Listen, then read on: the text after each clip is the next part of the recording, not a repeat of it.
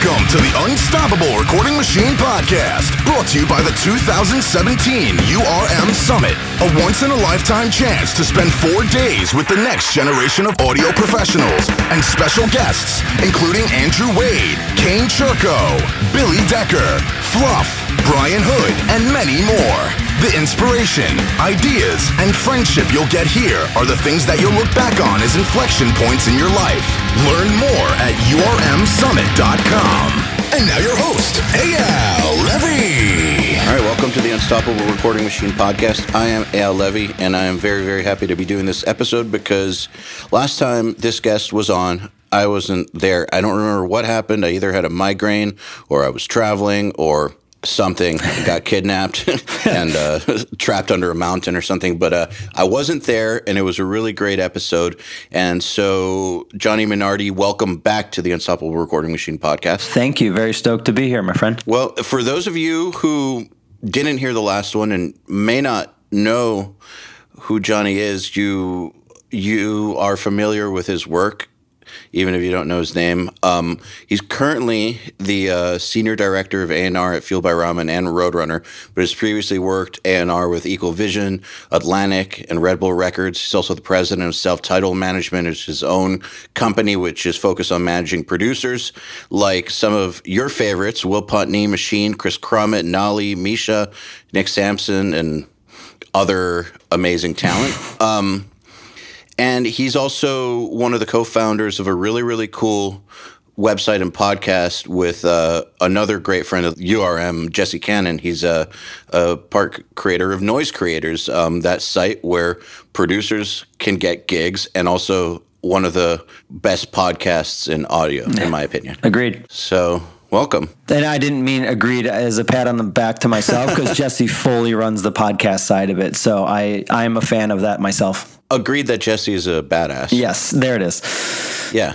Did I leave anything out? No, that's I think it. And that sounds exhausting, but it's cool, I guess. I somehow find a way to do all that and have some fun with a lot of good people. How long was that journey? Because, I mean, I kind of covered it in like 2 minutes, but we're probably talking about decades of your life. Yeah, I mean, we're talking about 2004. I started at Fueled by Ramen. Into 2012, I started Self-Titled Management, then did a little stint with Red Bull, then I did 3 years with Equal Vision, and just went back to Fueled by Ramen, and also included Roadrunner this time around 4 months ago. And Noise Creators was 2 years ago at this point. Congratulations. Thank you. On Roadrunner, by the way. Absolutely. That's my alma mater in a way. I still don't understand why they ever signed my band. Like, that's amazing.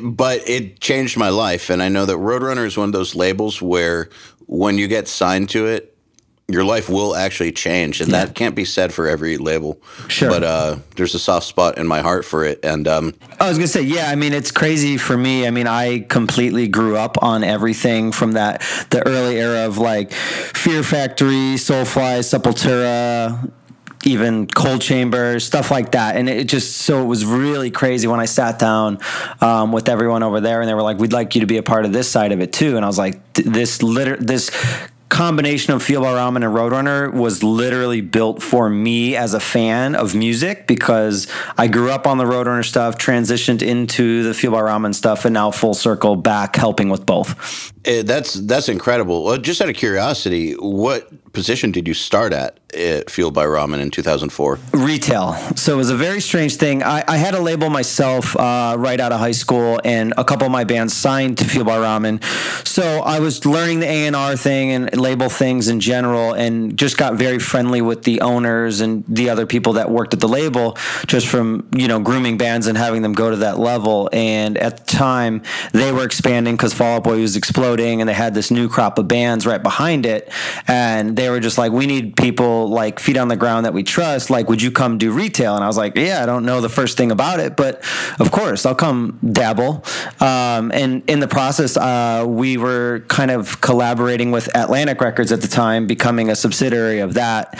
And eventually their retail guy took over, and I was kind of there with like, well, I got all these bands I like. And he's like, well, why don't you just start signing them to the label? And I was like, holy shit. So I like kind of fell into an A&R job just by being around and being creative and providing whatever value I could to the label. You know, they were really small. So when people would work around the clock and everyone would juggle a list of different jobs, they kind of took notice to that.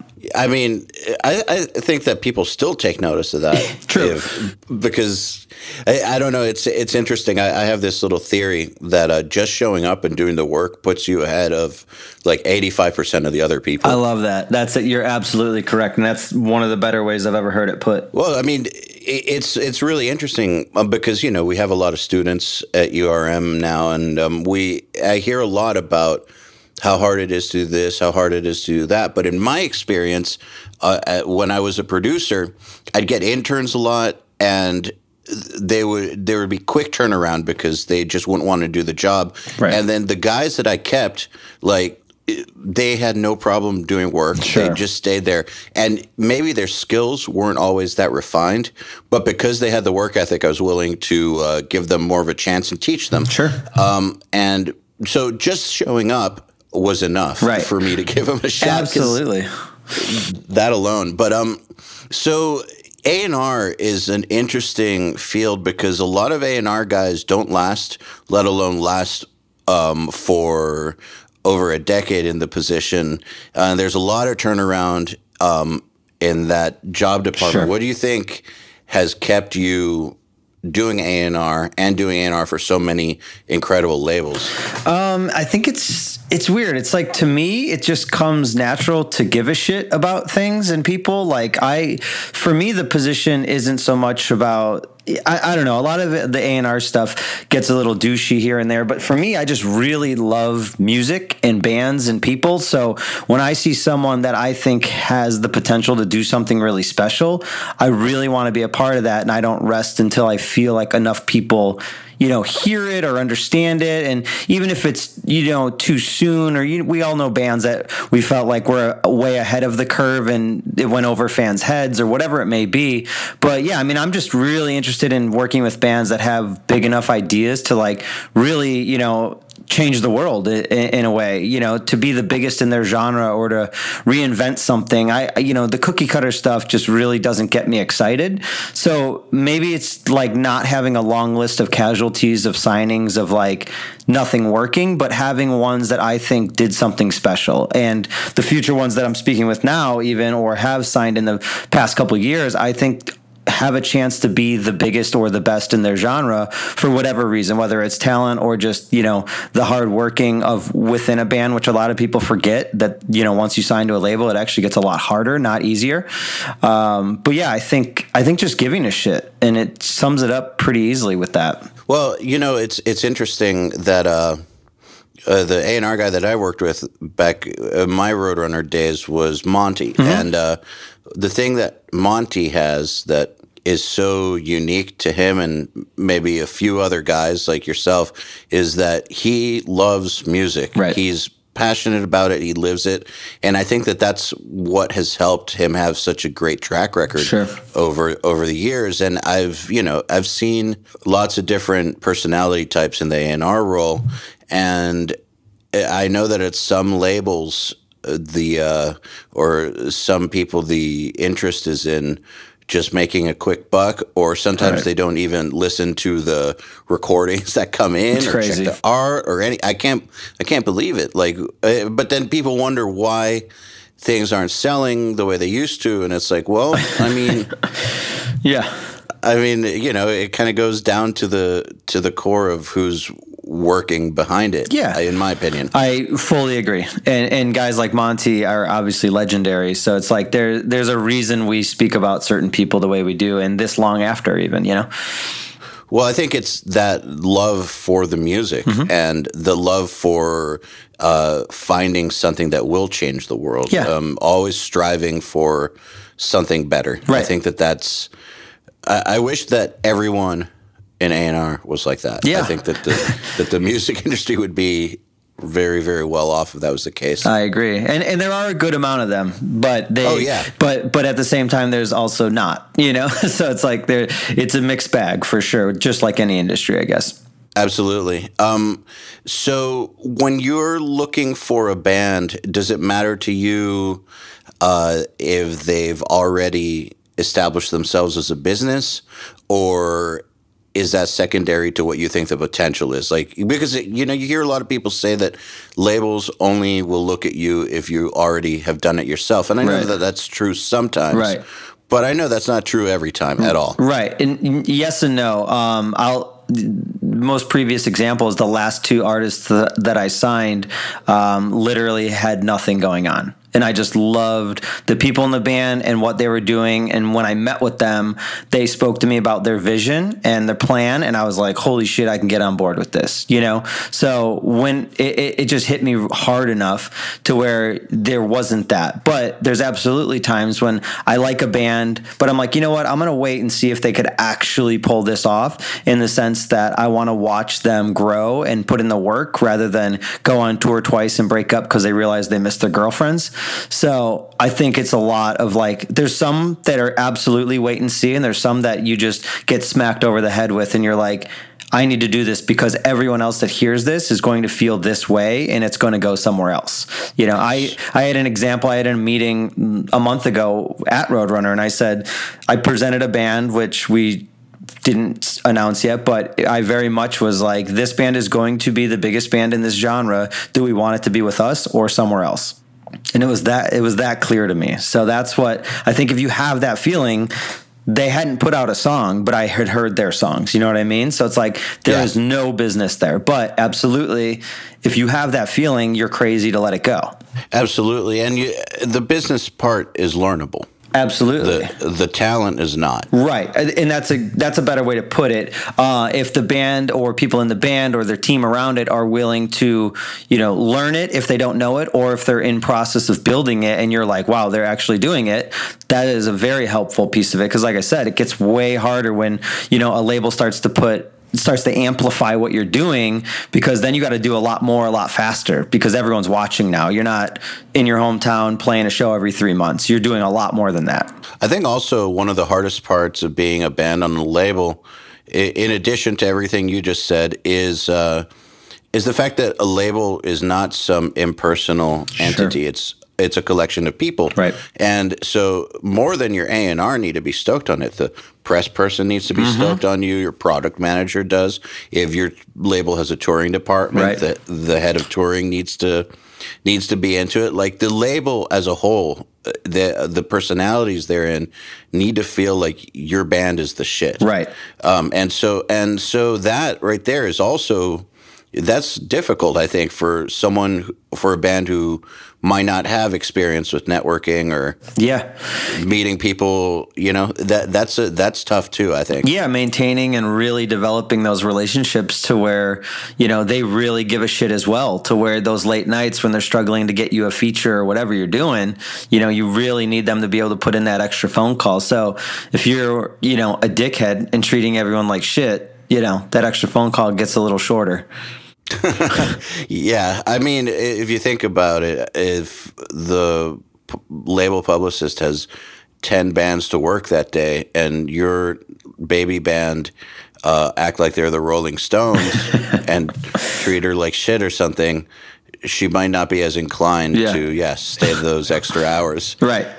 Yeah. So how do you recommend, though, that for a new band that they get to know the people at the label and kind of, do their own politicking to kind of get the label, like everyone behind them? Yeah, I think it's, in my role, it's a lot of me initially really introducing in the right way and on the right level of like making sure that, each person at the label understands the band's vision and my passion for it, why I'm excited about it. I think, it's a lot of it falls on the A&R, whomever brought the project into the building, really making them understand, introducing them correctly, And, me going individually to each person and just saying, what I love about it, why I think it's going to be crazy, what I think that their department should focus on in a sense of like what I see the angle at, especially on like a press side or tour side. That stuff is very specific. And just making sure that, when they meet that, they're kind of I prepped both of them in the sense that they're going why I know they're going to get along and what's exciting. And then that way, obviously from there, as the things roll out and you set up records and songs and whatever, like they start to really dig in and work together. And from there, it's kind of more on them, to continue that relationship. But yeah, just staying in touch and like, doing, when a publicist suggests certain things or whatever, like you obviously, unless you're very against whatever it may be, you very much just kind of like, they're there for a reason. They're there to help you. And a lot of people, I think, realize that. The sooner you realize that, the better, because they only want success, for you. So if they're suggesting something, it's usually for the bigger picture. Whether you see that at the moment or whatever, there's, a ladder to have to step on to get to other opportunities sometimes. Absolutely. And I think that that's actually a really important point to make, which is that the people at the label are there to help you. Yeah. Because there's sometimes this misconception about how a label is the man, right, and the man just wants to take you and turn you into some McDonald's music product or right, something. And no, that's not it. They really just want you to have a career. Yeah, I mean, they only win if you have a career. If you don't and you fight all the time, it's not going to be great for anyone. Exactly. And if they can't keep their lights on, then what are you even? You can't continue that relationship, sure, or your record deal. So right, exactly.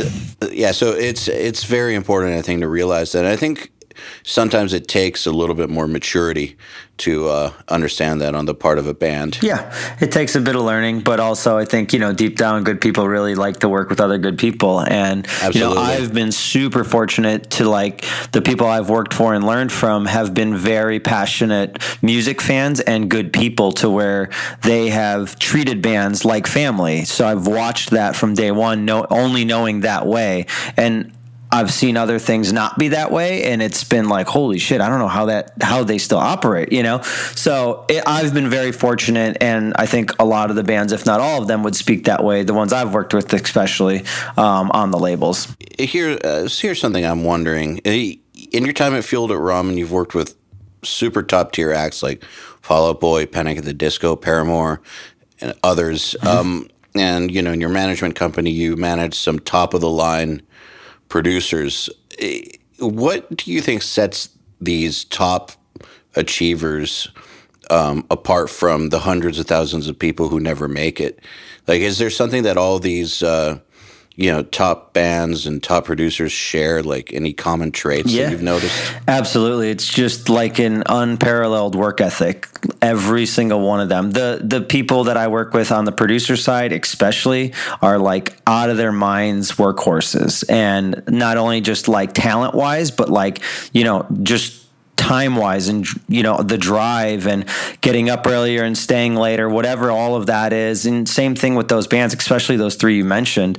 There's a reason they've been around for 10 plus years. Watching all of them from literally being unsigned acts into stadium artists it's not by coincidence. It's very much someone within that band had a very strong vision and wasn't stopping till they got there. Even when we didn't understand it on the label side, I remember Panic at the Disco would talk about doing, some sort of circus set during their headlining tour in the first record before we released it. And we're like, okay, you guys are out of your minds. And then like by the end of that tour cycle, they were headlining small arenas and they had a circus set up. And we were like, holy shit, this is what you were talking about. Like they knew before they released a song, legally, because they just had like demos on the internet, before they put out a real release, they already knew what the next couple of years held for them, and they weren't stopping till they got there. And it was amazing to see. So it's like when I sit with the band now and they're just like, they talk about their band or their vision and it's very lackluster or whatever, it's like, oh man, you guys are competing with people that will literally not sleep till they play stadiums, and you're talking about your music like it's a side job. It's just never going to work. Yeah, it's interesting. I remember once back when I was in college, the producer Eddie Kramer came to give a master class, and he was asked, what is it that people like Jimmy Page and Jimi Hendrix have that other people don't have? Besides, like, that they're good at guitar, there's a lot of good guitar players. Like, what made them so special, in your opinion? And he was like, well, most people can see 10 feet ahead of them, but they could see a full football stadium ahead of them into the future. Like, they had vision. Right. They had more vision than anybody around them. Sure. And the work to get to that vision, not just like a lofty, I want to play stadiums one day and then sit back and hope it happens. It was like, okay, well, if I want to play stadiums in a couple of years, I better learn how to sell out my 500 cap room, then my 1,000, then to this, and work backwards from it, Is it always that broken down? And I'm wondering, because for me it always has been. It always was. When I wanted to get my band signed, I learned how does a label discover a band and get interested. And then after studying all that, I did all that, and then it worked. I got signed by Monty. Weird how that happens, right? When you actually lay out a plan. Dude, I laid out the plan, and it was obviously a different time, but I learned exactly what they're looking for. Back in those days, it was like, how much regional touring are you doing? Can you make a video on your own? Like, it wasn't assumed that you could make video back then. Right. So it was those sorts of things. And so I made a point of really going down the list and making sure that we covered all bases. And other things happen as well, like right networking and meeting the right people. Right. But still, the plan was very logical and it worked. And then also with like URM, for instance, like I knew that it was going to work because I figured out in my head what it took to start an internet business and make it work. And I knew what our market wanted. And so I laid it all out and just, kind of worked backwards and made it all make logical sense so that you could just knock everything off the list. And yeah, it's worked. I mean, and also everybody I know in music who's gotten really, really far, with the exception of like one or two geniuses who just happened to be at the right place at the right time. Right. They all kind of had a plan of some sort and executed. Yeah, and I think building that plan, I think there's people like you and I would classify in the same world, obviously, with Joel and Joey and Finn and everyone like that. To me, when you see someone having success and you want that success, there's two people. There's someone that goes, fuck that guy, and they're jealous. And then there's guys like you and I think, that go, wow, I would love to be doing that. How did they do it? And then you go and you figure it out and reverse engineer. And then you say, oh, well, I could apply that to this and this and this. And then, it's not luck. It's very much strategic in the sense. I mean, there is luck involved, like you're saying, networking, or who do you meet when and all that. But, there's a reason you put yourself in those situations rather than sitting in your garage being like, fuck that band. This local band's getting all these better shows, these tours. How are they getting these Spotify playlists? Like, fuck this. This is stupid. And it's like, you need to go ask the questions and be supportive. Like, the other thing I see is when bands get something that other bands get what they want, they go and talk shit on it. And it's like, that is the quickest death rattle you could have, to me. I have a funny story for you on that topic. So back when we got signed to Roadrunner, there was another Atlanta band who was also in the running for a deal with Roadrunner. They were talking to Gitter primarily. Right. They never got the deal. We got a deal, and they were super butthurt about it, and they went around town saying that we stole their deal. Now, I've never heard of someone stealing your record deal. Yeah, how does that work, actually, logically? But great. We broke into Mike Gitter's office. Changed the names. And he didn't even notice. Right. So, I ended up telling him about that, and he busted out laughing. Great. And he was like, they don't even know how far they were from getting an offer. That's even crazier. And yeah, it's like you almost just feel sorry for that. You know what I mean? Like to me, it's just like, man, I wish they had someone around them being like, no, it's not a competition. There's a lot of pie out there for everyone. Like, just if you really want it, keep going. And the other thing is too, when bands, like when I have to give like honest feedback and I don't like something, I hate when I feel like I let people down, but it's like, fuck what I think. Keep going if you love it. I don't give a shit, you know? It's just, for me right now, I'm not pulling that into what I'm working on because I don't share your vision. But fuck my vision. You know what I mean? Like, everyone's got their own thing. I'm not always right. I've passed on bands that went on to a lot of success, and I've signed bands that didn't have any. So it's like, there's a good mix of all of it out there. I mean, no one bats 1,000 in any industry, especially A&R. I promise you that. So I think that that's another sign of it too. That other band, instead of being shitheads, should have been like, yo, we should buddy up, and maybe they'll take us out, and then maybe we strengthen our chances to get Roadrunner or another competing label involved. But, absolutely. But it's crazy when they're like, fuck them, and then they talk shit. And then, you know, when you're doing a hometown show, who should have opened that show? Probably that band, but fuck them, you know? Oh, yeah, they definitely did not open when we did hometown shows. Absolutely not. Yeah. You know, it's interesting. Something recently, kind of like what you said, happened to me, where you see somebody's success and you could either go down the fuck them or the how to do it route. This was about 2 or 3 years ago when all we had was the podcast before we launched Nail the Mix. Right. And, I knew that we were going to do Nail the Mix and turned it into this whole school, but like we were still just a podcast. Right. And we saw an article about someone that's not like a direct competitor, but kind of in the same field. And it was an article about like how big they were. And it was like, holy shit. And the thing, but it wasn't a fuck them. It was like, that should be us too. Right. Like, how do we do that? Like, now we know that's possible. Right. Like, before we only thought that it could be possible. Now we know that it's possible. That should be us. How do we do it? And we did it. But it could have easily have been, fuck that guy. Mm-hmm. You know, what does he have that we don't have? And, you know, just negativity, but it wasn't. Right. The CEO of Creative Live, Chase Jarvis, always says, don't hate, congratulate. I love that. I totally agree with. Yeah, that's a good way to sum it up. But yeah, that's absolutely it. And obviously proof to what you guys have built, which has been amazing to watch. Like, you could have easily been the bitter assholes, you know, and like one, either closed shop and not done it and like had your whole future stunted off of some dumb reaction, or built what you guys have built and what you're building in the future, you know? I don't understand why some people let other people's success stunt them. Like you said, there's enough room, there's enough pie for everyone. Yep. I think I heard a quote recently from James Cameron, and I think I said this on a few episodes ago, but it's such a great quote, which is, at the top shelf, there's infinite space. Sure. That's crazy. I really believe that. Yeah. I fully agree that. I mean, dude, there's so much going on. It's like, what if one of the labels that we love that put out music didn't do one because some other label beat them to being a label? Like, think about that. That's fucking crazy. That's what people talk about when they're like, oh, they already started this kind of recording academy thing, you know? And you guys just end it. Like, think about how fucking crazy that is. Totally irrational. Yeah, but that's how our minds sometimes are, unless you have a really great group of people around you that are like, no, dude. Like, I have a buddy that's literally in the process of starting a label, and every time he's like, oh, this one already did these kind of. I'm like, are you kidding? Like, go. There's nothing to complain about. Go right now. Yeah, I mean, if you think about it, back in 2006 or 7, people were talking about the death of labels coming up. Right.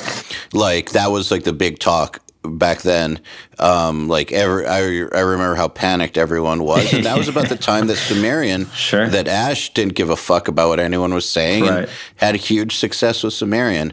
And there were already bands that played heavy music with blast beats and technical stuff out there. He could have easily have gotten discouraged and not do that. But instead, he got that label going and kind of created a whole other scene of heavy music. Absolutely. Whether you like Sumerian sound or not, still, like, in the face of an industry that was saying that it was finished, he just went and started that and had great success. Absolutely. I mean, that's a testament of not giving a shit and being like, well, why not me, you know?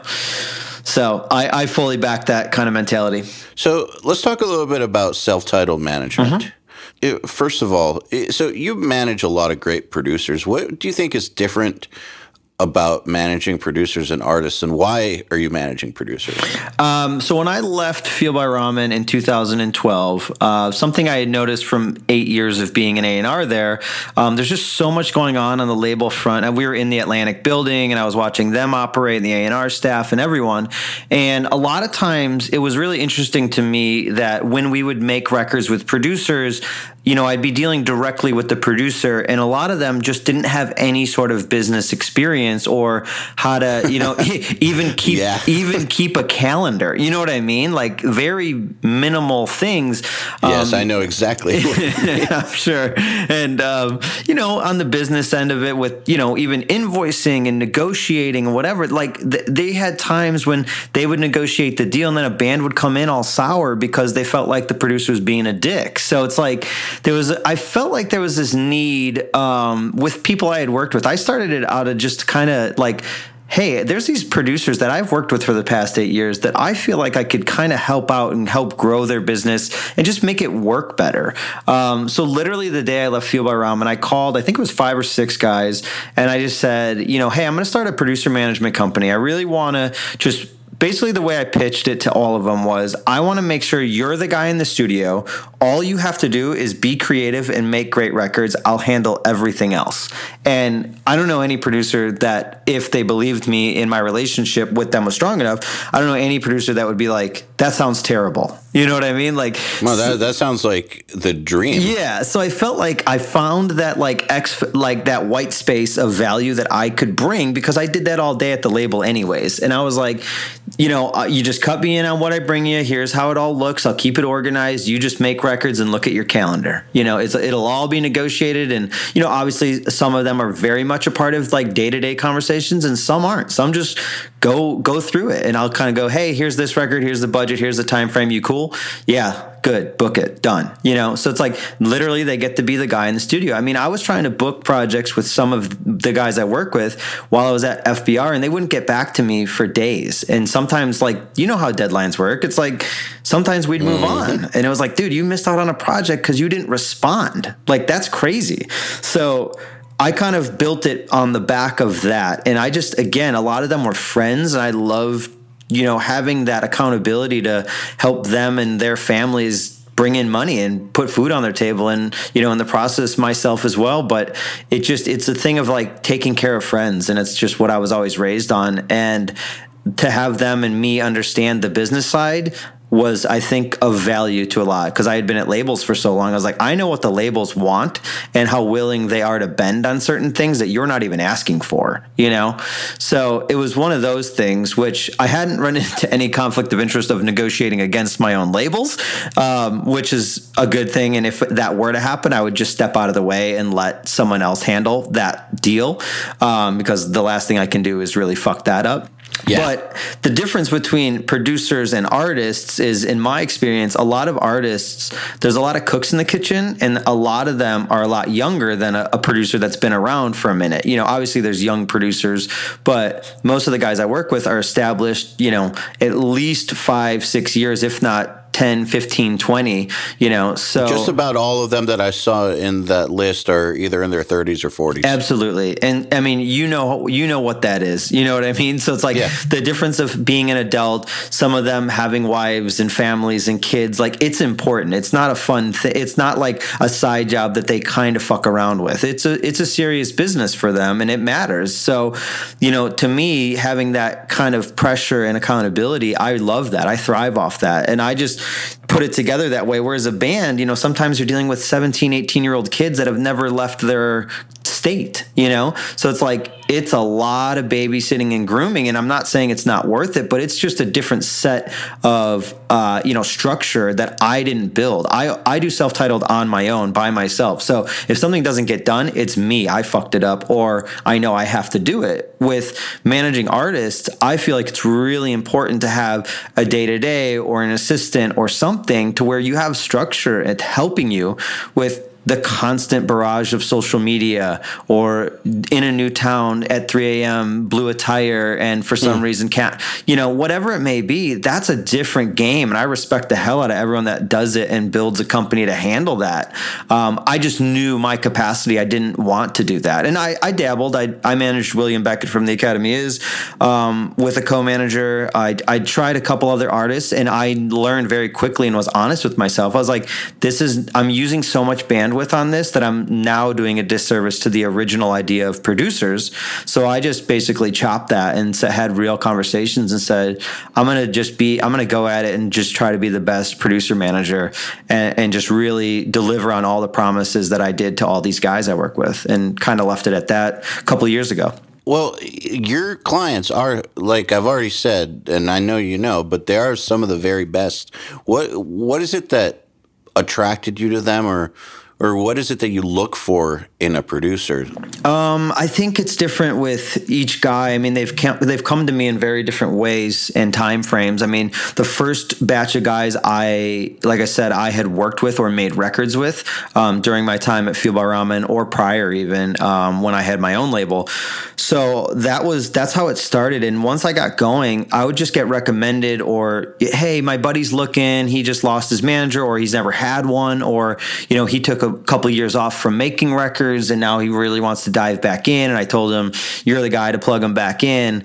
And I just really like it for me, knowing my bandwidth and being really, really honest with myself, of knowing how to have the success that I promised to these people and myself. I always very delicately start the conversation with like, hey, I'm not sure I'm looking right now, but I'm always down to meet new people. And I always need to understand who's out there doing cool shit anyway, even if I don't get involved on a management front.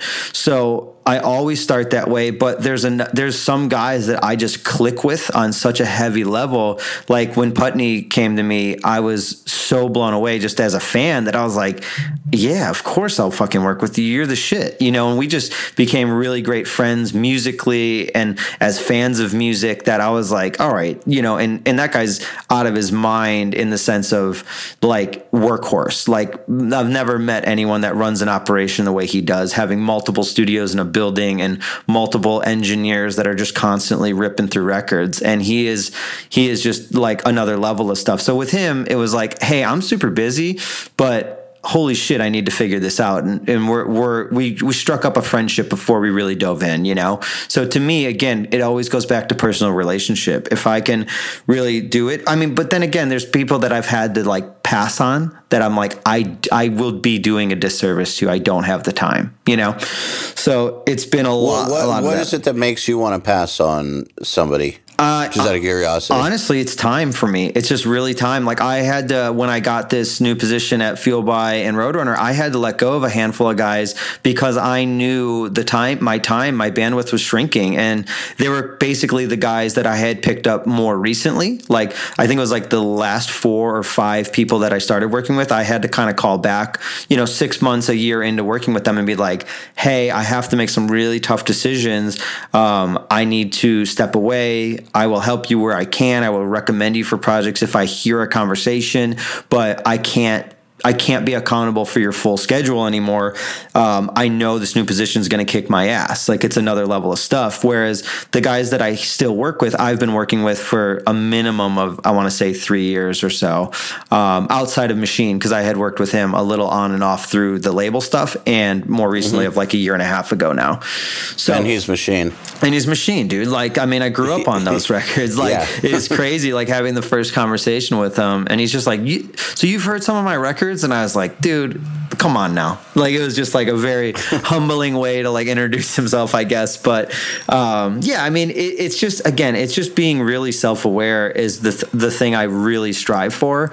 And if that means having tough conversations, I mean, the people I had to step away from, I still recommend all the time, whether it's directly or, in a conversation. If I'm hanging out at another label, I'm like, that band is super close to this producer, location wise, and I think that they would kill it. I know you have a small budget, so you don't want to travel them across the country. You should go over there and call him. I'll put you in touch if you haven't talked to him. And, I still do my job with them, even though I don't work with them, just because they're friends, it all has to come back to that for me. Well, and, I can tell you, you don't want to be with a management that doesn't have time for you. Sure. Like, just like you don't want to be on a label where they're not stoked. You don't just want to be on a label. Right. Like, you need to be on a label that is stoked about you. You need to have a manager who's like got the time to devote for whatever is needed. Right. And if he doesn't have that time, you shouldn't be with him just to have a manager. I agree. And I think that that's something that not a lot of people figure out, or they do too late and they've wasted time. I mean, any of the people I work with, I know it's a long list, but any of them can get me on the phone or a text or an email, whatever, like outside of a few things, but whenever. No matter what, especially if it's serious. You know what I mean? Like, it's just something that I care about enough to always make time for with the people I've committed to. So I mean, it sounds like you're not taking on new producers now, but just say that you were. Right. Like, what is it that, like, if you were looking for a young producer, like, what are the kinds of things that would get you interested in managing them in the first place? A lot of it would be, first and foremost, it's got to be just quality. You know what I mean? Like, the quality has to be there, whether they're working with Joe Schmo up the street band, or they're working with a band that's kind of growing and going to another level, or it's, someone that's been killing it for 10, 15 years, whatever. The quality has to be something that I can honestly sit and look someone dead in the face at a label or a manager and be like, this person will make the best record for you. Like, I have to believe that. Otherwise, my reputation, which is all I have, starts to get a little hindered on everything.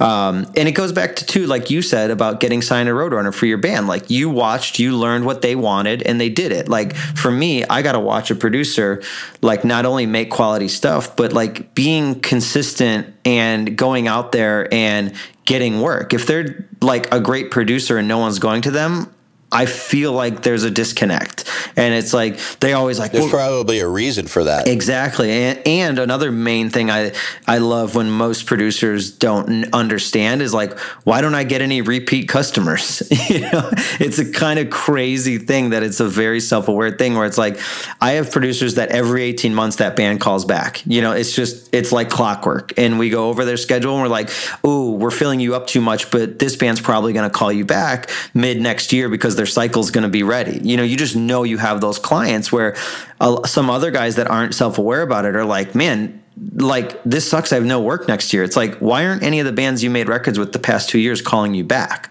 Like, that's something to figure out. So when I watch all these one and done guys and then they're like, no one's getting me work, so why don't you just get me work? It's like, that's not how it is. I could just amplify what you're doing. Like, I could pitch you as a service, but I can't like sit in the studio and make sure the experience is great. And clearly, if bands aren't really coming back or excited that you're involved, there's something wrong. So I always look for that. I always really, I talk to bands that work with people like, who are you recording with? Who do you like?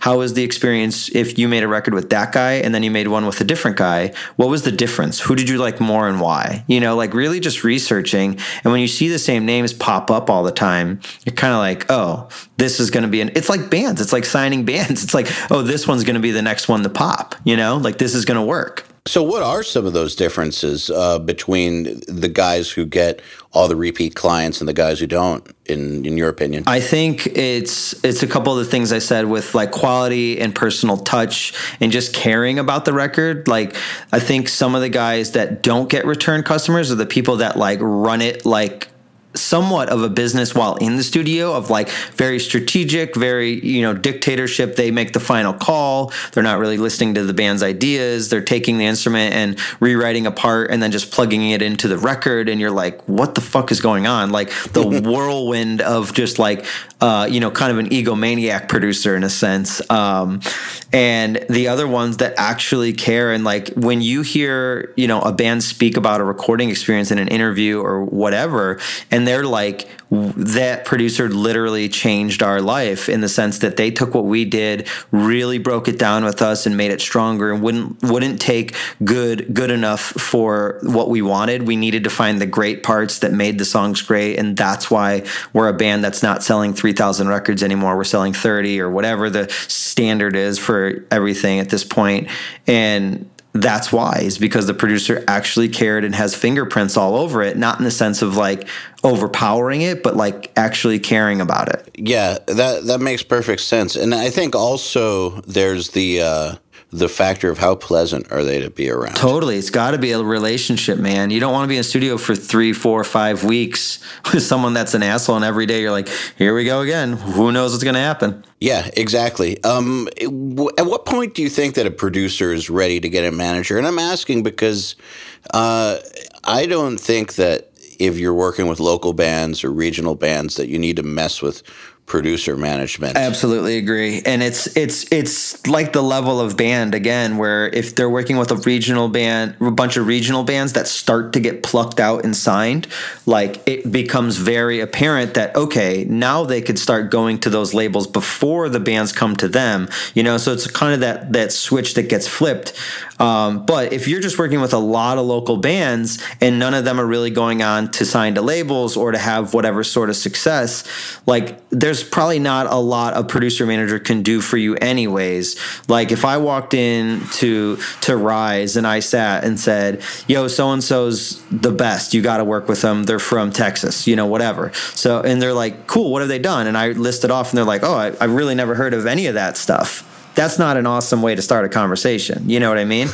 Nope. And that's a pretty tough sell for me, where then they kind of be like, come on, man, you knew we were going to react like this, you know? You got to have something to work with. Yeah. So it's like, that's what I mean. Like management is a lot of amplifying. Obviously it's bringing opportunity, but you got to have the ammo to go get that opportunity. You know, a good example is when I started working with Seth Henderson, who was just doing a ton of pop punk in the Midwest. He was doing Real Friends, Knuckle Puck, Sleep on It, all these bands that went on to labels. So it was very easy to be like, hey, all these bands are coming directly to you because you're in this area. I think if I worked with you, I can expand you out of this area because you have like 5 bands that have gone onto labels after you made their record. So there's clearly something going on. And I worked with him, and Rise brought another band to him, and all these other, you know, other bands that weren't from the Midwest. And it started to break open his opportunities because he was kind of knocking on that door.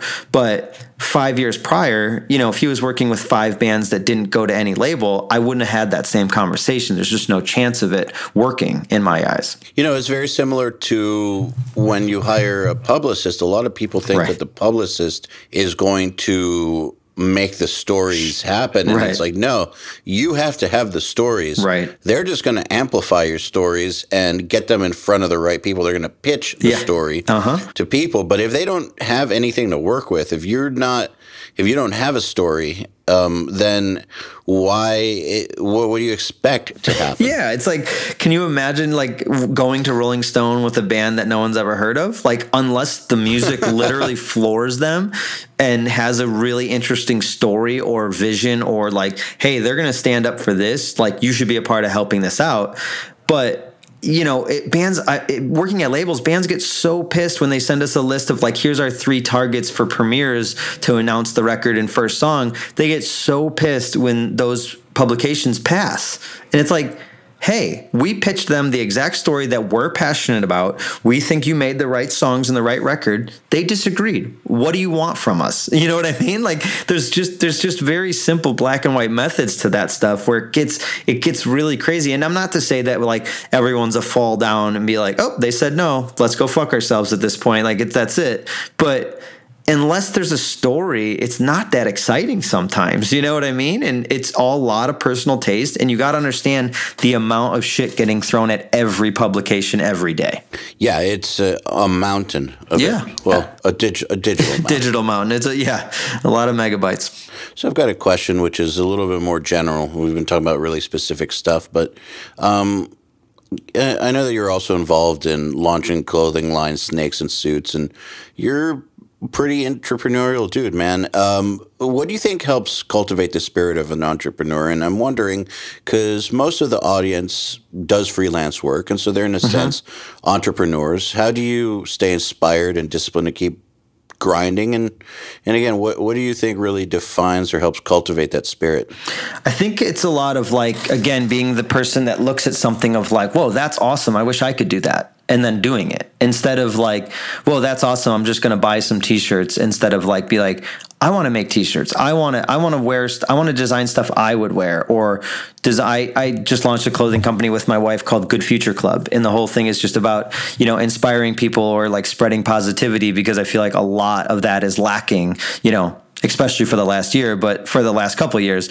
And I just feel like it's like this whole crazy thing to where all I wanted to do was like tell people shit's cool. Like everything's good right now if you want it to be. Like, that's not taking anything away from any people that are really dealing with hard times. But to me, the entrepreneurial side of it is just like, if you want to say something or do something or figure it out, it's like, you just got to go try shit, and just like a lot of shit. Like I had so many things that I was like launching that I was like, man, this isn't going to work. I'm just going to pull it back. And then I went and started something else, learning from what I was learning from setting that up, So it's never going to be easy, but I always just like, when I first started a label, I heard bands and I would go up to them and be like, yo, where do I get your record? They're like, we don't have a record. Like no one ever put it out. I was like, well, I'll put it out. And they were like, what do you mean? I was like, I have no idea. But like, I like your band, so I think other people would like it. And it was very naive of me. I mean, even with that same record, first one I put out, I went to Best Buy, literally to a store, not a distribution center. And I said, how do I give you CDs to sell? I just put out this record. And they were like, the employees like laughed at me. Did they know what? Were they like, huh? They laughed at me, and I was like, well, what do I do? They're like, we get everything from distribution centers. And I was like, well, can you give me their number? They're like, yeah. I was like, all right. So I called them, and they're like, we get our stuff through these distributions companies. And I was like, okay. So I called all them, and I figured it out. And then we had records in Best Buy 2 months later. And it's like, but like having that, like, that spirit of like, which I've been talking about a lot lately, is something that Rage Against the Machine actually taught me, is to just question everything, in the sense that, why can't I have records in Best Buy? I don't know. So go figure it out. And I did. You know what I mean? Like, because I asked everyone, don't be a dickhead in the process, because that usually stunts pretty quickly. But, I just asked and asked and asked. And then by the time it happened, I was like, whoa, I have records in Best Buy. That's fucking crazy. But like 2 months ago, I didn't even know how to put out records, So I think it's just that. It's the curiosity, and it's like, no one should be able to tell you no. So it goes back to even when I can't sign a band or I tell them I'm not interested, I always end it with like, but fuck me, dude, go keep going it and go somewhere else. That'd be awesome. Do your thing. So it's like, I want everyone to win. And I think the shit that I've started, whether it be management or noise creators or clothing company, there's always a reason that I did it. There's always a need or a value or something I feel like, to me, selfishly, there's something fun to do with it too. And I think that is kind of the fire of an entrepreneur, is like, go create something, like go fix something the way you want it to be for yourself. And that's how I've always done things. I think that most people would have probably stopped at the Best Buy's part of the story. Right. Like they took their CDs there. Yep. And they got laughed at, and that was the end. Right.